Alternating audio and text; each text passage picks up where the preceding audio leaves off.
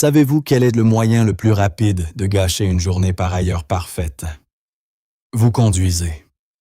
Un type vous fait une queue de poisson, manque de provoquer un accident, puis se retourne et vous fait un doigt d'honneur. Quelle est la réaction de 99% de l'humanité? Le cœur s'emballe, le sang monte à la tête. En seulement 3 secondes, vous consumez personnellement chaque parcelle d'énergie positive que vous aviez. Mais il existe un groupe de personnes que j'appelle les impassibles. Quand quelqu'un leur fait une queue de poisson, ils freinent calmement. Ils regardent cette voiture s'éloigner d'un air neutre. Alors que le chaos règne à l'extérieur, leur esprit reste paisible comme un lac immobile. Pas de jugement, pas de ressentiment. À première vue, on pourrait croire qu'ils sont faibles. On pense que ce sont des gens qui subissent les choses, qui n'osent pas riposter. Mais vous avez tort, complètement tort. En réalité, ce sont les personnes les plus redoutables et les plus puissantes de n'importe quelle pièce. Ils ne sont pas silencieux par peur. Ils sont silencieux parce qu'ils se rendent compte qu'ils jouent à un jeu totalement différent. Aujourd'hui, je ne vais pas vous donner de conseils bateaux comme « respirer un grand coup ». Non, je vais vous donner le véritable code source pour pirater ce mécanisme biologique afin d'installer un bouclier psychologique qui rend chaque attaque insignifiante. Car la vérité brutale c'est la suivante. Si n'importe qui peut vous mettre en colère, alors n'importe qui peut être votre maître. Et cette vidéo vous explique comment reprendre le contrôle. Pour ne plus jamais se mettre en colère, la première chose à comprendre est la suivante. Pourquoi la nature a-t-elle programmé la colère dans notre cerveau à l'origine? Il faut remonter jusqu'à la préhistoire. Imaginez que vous êtes un homme des cavernes vivant dans sa grotte. Votre monde est rempli de dangers. Tigres à dents de sabre, serpents venimeux et tribus hostiles. Dans ce contexte, la colère était un super pouvoir de survie. Quand quelqu'un franchissait vos limites, une sonnette d'alarme s'activait dans le cerveau. Cette partie primitive du cerveau existe pour vous protéger du danger. Elle réagit donc extrêmement vite, si vite qu'elle n'a pas besoin de réfléchir. En une fraction de seconde, votre corps est inondé d'énergie de survie. Votre cœur bat plus vite, vos muscles se crispent, vos yeux se fixent sur la menace. Vous passez en mode combat ou fuite. Le problème c'est qu'au même moment, la partie du cerveau responsable de la logique et de la pensée calme est presque complètement déconnectée. Vous ne répondez plus avec intelligence, mais avec instinct. En science, on appelle cela un piratage de l'amygdale. C'est quand les émotions prennent les commandes et que la raison est reléguée à l'arrière. La nature l'a conçu ainsi pour une raison. Quand un tigre vous charge, vous devez frapper ou courir. Réfléchir trop vous ferait tuer. Mais voici la tragédie de l'homme moderne. Notre matériel biologique a environ 100 000 ans de retard. Votre cerveau primitif ne fait pas la différence entre un tigre qui vous fonce dessus et un email passif-agressif de votre patron. Il traite les deux de la même manière, comme une menace pour votre survie. Quand quelqu'un vous double dans la file d'attente à supermarché, votre amygdale hurle. Territoire envahi, tue-le. Et soudain, votre visage devient rouge, votre cœur palpite, vos poings se serrent, vous vous préparez à une bataille de vie ou de mort pour une file de caisse. Le vrai danger réside ici, le cortisol. Chaque fois que vous vous mettez en colère, le cortisol, l'hormone du stress, inonde votre corps. Si vous combattiez un tigre, le cortisol serait éliminé par le mouvement. Mais quand vous restez assis sur une chaise de bureau et que vous vous mettez en colère, le cortisol s'accumule. C'est comme un poison qui circule dans votre sang. Il endommage le système immunitaire, augmente la tension artérielle et tue les cellules cérébrales de l'hippocampe, le centre de la mémoire. Alors changez immédiatement de perspective. Quand vous vous mettez en colère pour une broutille, vous n'êtes pas fort ou plein de caractère. Biologiquement parlant, il s'agit d'un dysfonctionnement de votre système de défense. Vous laissez le cerveau reptilien prendre le contrôle sur le cerveau humain. C'est comme boire soi-même du poison en espérant que quelqu'un d'autre en ressente la douleur. Les personnes impassibles comprennent très bien ce mécanisme. Quand la colère commence à monter, elles ont une capacité spéciale appelée la pause. Elles remarquent que leur cœur bat plus vite. Elles remarquent que l'amygdale fait sonner l'alarme. Et elles se disent « Ah, c'est une réaction biologique obsolète. Il n'y a pas de tigre ici. C'est juste un commentaire négatif sur Internet. » Simplement en nommant l'émotion, c'est ce qu'on appelle l'étiquetage. Elle réactive le cortex préfrontal et, instantanément, la colère se dégonfle comme un ballon qui perd son air. Alors, comment faire dans le feu de l'action quand les émotions bouillent? Je vais vous donner 4 astuces pour pirater ce processus. Considérez cela comme une trousse de survie pour la société moderne. La première astuce vient des anciens philosophes stoïciens, la pensée météorologique. Imaginez que vous ayez prévu un pique-nique parfait après une semaine de travail stressante. Vous avez préparé la nourriture, conduit jusqu'à l'endroit, étendu la nappe, et au moment où vous vous asseyez, il commence à pleuvoir à verse. Est-ce que vous restez là, à lever les poings vers le ciel en criant « Pourquoi pleures-tu sur moi? Ne me respectes-tu pas? Sais-tu avec quel soin j'ai organisé tout cela? » C'est ridicule, n'est-ce pas? On ne se met pas en colère contre la pluie. On l'accepte comme un fait objectif de la nature. Vous savez que la pluie n'a rien de personnel contre vous. Il pleut simplement parce que les conditions atmosphériques ont été réunies. C'est tout, c'est tout. Vous remballez vos affaires, ouvrez un parapluie ou trouvez un café à proximité pour vous installer. Le programme change, mais votre humeur n'est pas anéantie. Alors pourquoi réagissez-vous différemment au comportement humain? Quand quelqu'un est impoli, cassant ou socialement maladroit, comprenez qu'il s'agit de sa propre tempête intérieure.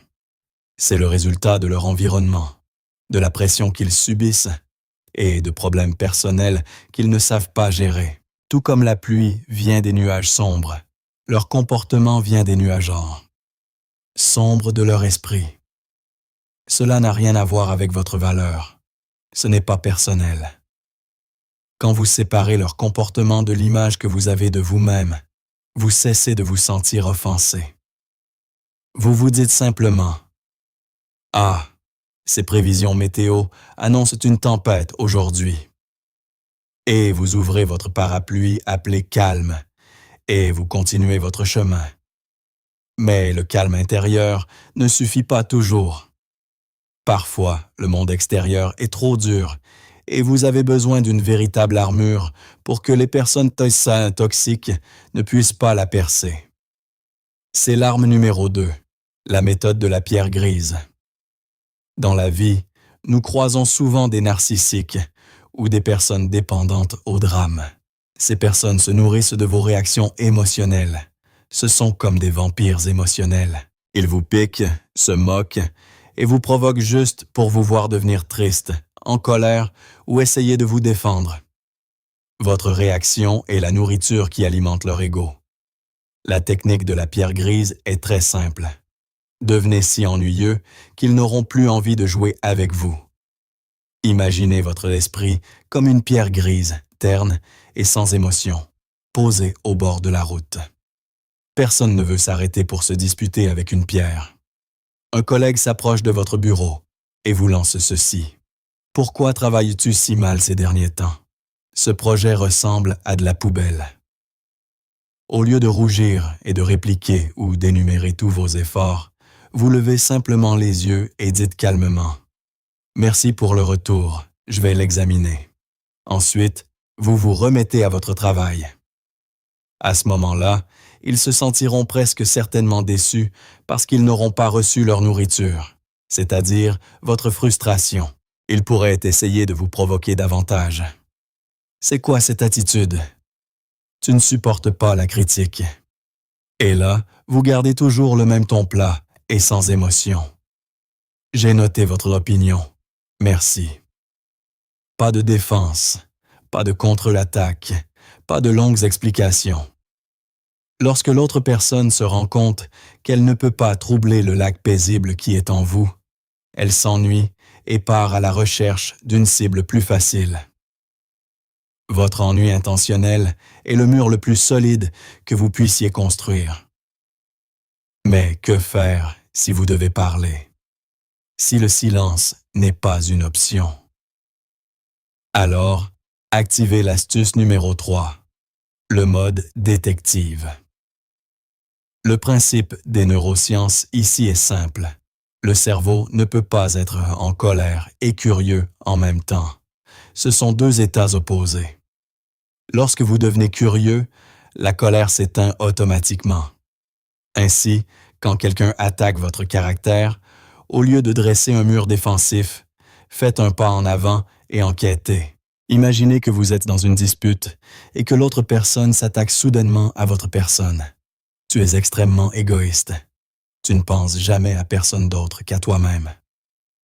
C'est le moment où le sang vous monte à la tête le plus vite. L'instinct vous dicte de crier. Quand ai-je jamais été égoïste? Sais-tu tout ce que j'ai fait pour toi? Arrêtez-vous. Un détective ne discute pas avec un suspect. Un détective cherche des preuves. Inclinez légèrement la tête. Regardez-les avec une curiosité sincère. N'oubliez pas de rester curieux et non sarcastique. Et demandez, c'est une affirmation assez grave. Précisément, quelle action récente de ma part vous a donné l'impression que j'étais égoïste? Ou, s'ils sont simplement impolis sans raison claire, interrogez-les sur leur motivation. Est-ce que quelque chose vous contrarie aujourd'hui? Pourquoi ressentez-vous soudainement le besoin d'utiliser des mots aussi durs envers moi? Voyez-vous le pouvoir de ce basculement? C'est comme un mouvement de judo psychologique. Vous ne bloquez pas la force. Vous l'accompagnez pour leur faire perdre l'équilibre. Quand vous demandez « pourquoi » ou « quoi précisément », vous forcez leur cerveau à passer du cerveau émotionnel, celui qui hurle, au cerveau pensant, celui qui doit raisonner. Ils sont obligés d'arrêter de crier et de fouiller dans leur mémoire pour trouver des preuves. Et, plus important encore, la question « pourquoi voulez-vous me blesser ?» agit comme un immense miroir. Elle les force à regarder directement la laideur de leur propre comportement.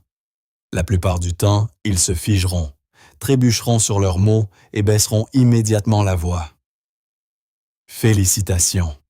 Vous venez d'éteindre un incendie de colère avec le calme d'un détective. Vous avez transformé une dispute en entretien, et c'est vous qui tenez le micro. L'arme finale de cette stratégie consiste à apprendre à analyser les données brutes. L'essentiel de la souffrance ne vient pas de ce qui se passe, mais du roman que nous écrivons dans notre propre tête. Le fait qu'il n'a pas répondu à votre message pendant 2 heures après que son téléphone a affiché « vu ». Ce sont des données objectives. L'histoire que vous vous racontez est « il me manque de respect, je ne compte plus pour lui, il doit m'en vouloir ». C'est l'histoire qui vous fait perdre la tête. Entraînez-vous à ne regarder que les faits bruts. Il n'a pas encore répondu. Point final. Peut-être a-t-il été retenu par une réunion imprévue. Peut-être conduisait-il et a-t-il oublié. N'écrivez pas de scénarios tragiques supplémentaires juste pour vous torturer. Lorsque vous ne conservez que les données brutes, vos émotions restent dans un état neutre. Parlons maintenant de la valeur immense que vous gagnez en appliquant ces 4 astuces. Il ne s'agit pas seulement d'éviter les disputes. Il s'agit d'élever toute votre position sociale. Quand vous n'êtes jamais facilement déstabilisé, vous devenez un phare. Imaginez une tempête en mer. Les vagues s'écrasent violemment. Le vent hurle. Les navires sont ballottés. Mais le phare se tient là, solide, stable, brillant. Les vagues peuvent s'écraser contre sa base, mais elles se brisent et se retirent tandis que le phare reste intact. Dans la vie, les gens sont souvent emportés par des tempêtes émotionnelles. Ils paniquent, ils ressentent de la peur. Ils s'énervent lorsqu'ils voient quelqu'un capable de rester parfaitement calme au centre de la tempête. Ils sont inconsciemment attirés par cette personne.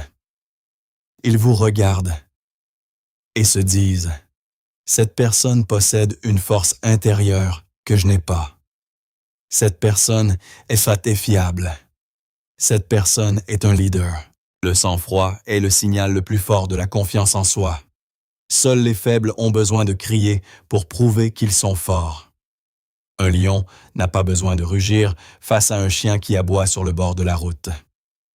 Il continue simplement son chemin. Et sa seule présence fait autorité. Maintenant, pensez à votre énergie. La colère coûte extrêmement cher. Chaque fois que vous explosez, vous brûlez du glucose et épuisez votre système nerveux. Après un épisode de colère, vous ne pouvez plus rien faire de bien. Vous perdez votre concentration. Vous perdez votre créativité. Quand vous cessez de vous mettre en colère, vous économisez une quantité massive d'énergie.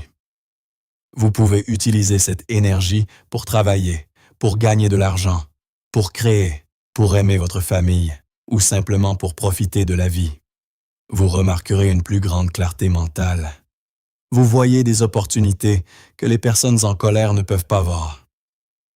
Wow. Pendant qu'elles sont occupées à débattre de qui a raison et qui a tort, vous avez déjà trouvé la solution et vous avez avancé. Vous devenez intouchable. Les critiques, les commérages et l'impolitesse glissent sur vous comme l'eau sur une feuille. Non pas parce que vous ne ressentez rien, mais parce que vous comprenez votre propre valeur. Vous savez que votre valeur n'est pas définie par les paroles de quelqu'un qui ne peut pas contrôler ses émotions. Voici donc votre mission.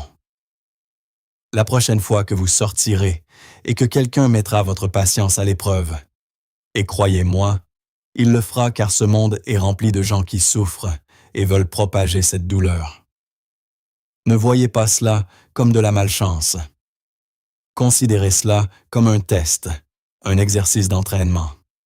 Souriez discrètement et dites-vous « Ah, nous y est voilà ». Une occasion de pratiquer la pensée météo. Prenez une grande inspiration.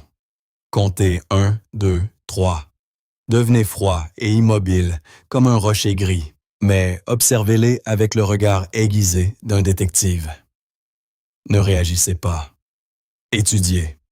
Et c'est à ce moment-là que vous gardez fermement votre télécommande en main. Ne laissez personne occuper votre esprit gratuitement. Votre esprit est la maison la plus précieuse que vous possédiez. C'est un bien immobilier de prestige. N'ouvrez pas la porte aux personnes qui transportent des ordures. La paix n'est pas un lieu sans bruit ni trouble.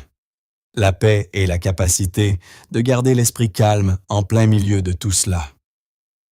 Et cette capacité est déjà entre vos mains. Vous n'avez pas besoin d'élever la voix pour gagner. Dans le jeu de la vie, la personne qui garde la tête la plus froide l'emporte toujours. Si vous voulez en savoir plus sur la manière de contre-manipuler les personnes qui tentent de vous manipuler ou sur la façon de décrypter n'importe qui en quelques secondes, cliquez sur la vidéo suivante. Elle vous dotera d'armes psychologiques encore plus affûtées. Je suis Apex. N'oubliez pas de vous abonner à la chaîne pour ne pas manquer les connaissances qui vous rendent plus intelligent chaque jour. Au revoir et à la prochaine.